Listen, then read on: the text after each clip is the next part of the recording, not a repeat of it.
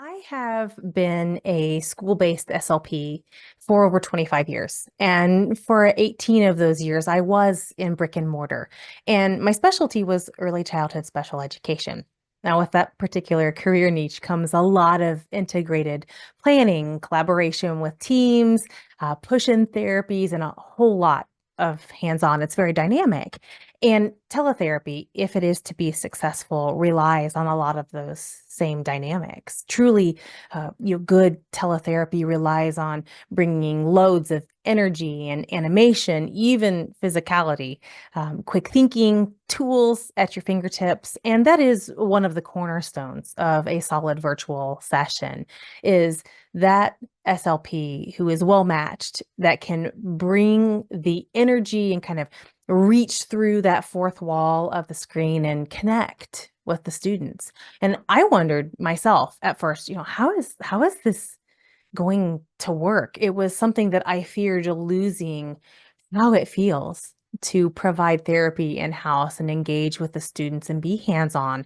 I was going to lose all that. How is this going to work in a virtual space? And within a few sessions, now 8 years ago, I found that I was, high-fiving kids and we're reaching our arms out and, stretching out for virtual hugs and we're, sharing drawings and pictures of our families over the camera and talking about our lives and telling stories. And I had this moment where I realized that I felt just like I always had in my therapy room, that it was still what I know and it still felt the same. And something that is important to keep in mind, especially as we know now that so many have an opinion on virtual services, and many have had negative experiences as a result of our public health emergency during COVID, when there was no warning and no resources and no training and teachers and practitioners and therapists that were kind of shoved into the virtual space and didn't want to be there. Today, if you're working with a virtual therapist, it's because they want to be there and they've already embraced the work ethic of creating an effective virtual session. Another critical cornerstone and challenge, really, of teletherapy is bringing that hands-on piece, that physical engagement to a session.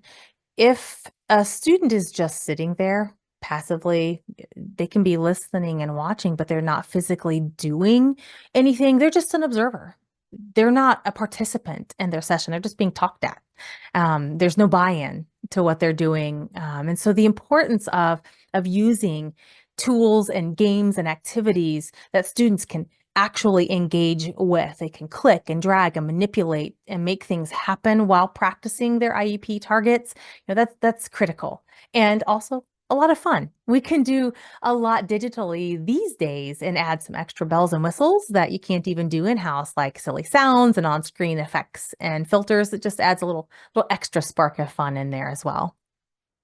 There is a less exciting but no less important cornerstone of virtual sessions, and that's the aspect of special education paperwork and communication.